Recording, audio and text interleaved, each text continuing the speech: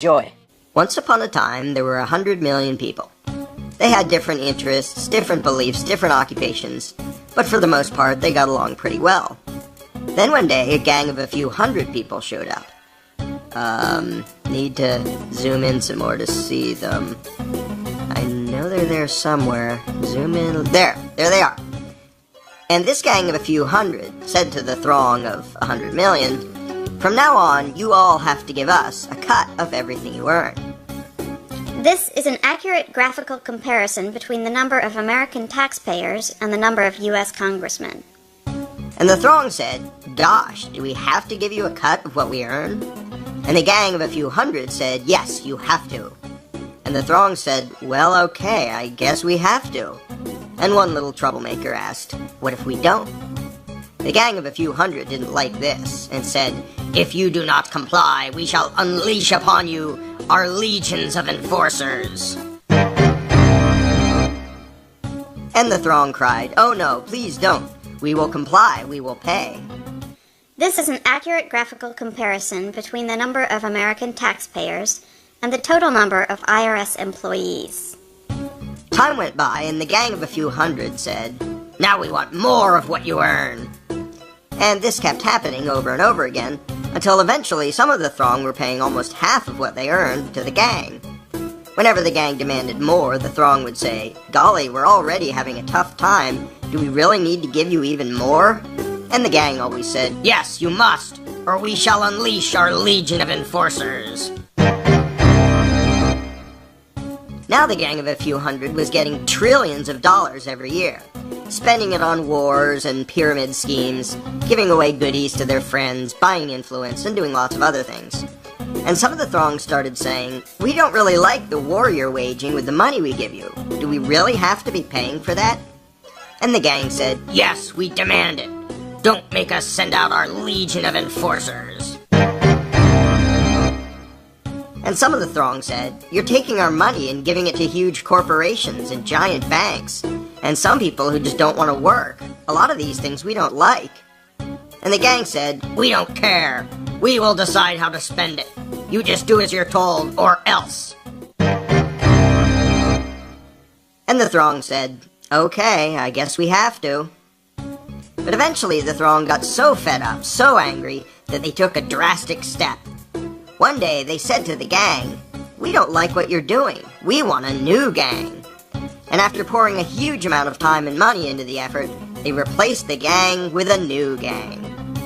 Then the throng pleaded with the new gang, "Now, at long last, can we keep our own money, or at least keep more of it?"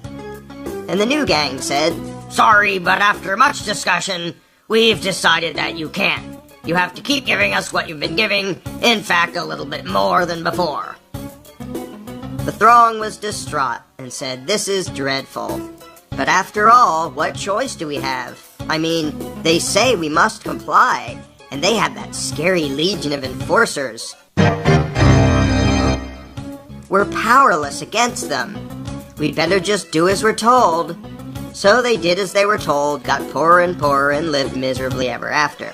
But after all, what else could they have done? What power could this throng possibly have compared to this gang of a few hundred and their enforcers? What chance would this thing have against this thing? How could these 100 million people ever hope to successfully resist the awesome power of this tiny little dot? In case anyone missed this, let's review. Here's them. Here are their enforcers. Here's us. Them, us. Them, us. Does anything about this seem just a little strange to you? Are you perhaps wondering, why does the throng need the permission of the dot to do anything?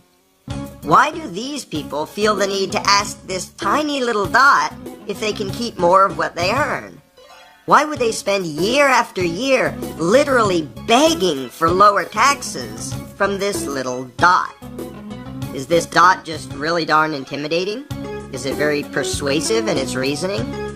To be blunt, why would this throng give a rodent's backside what this tiny little dot wanted?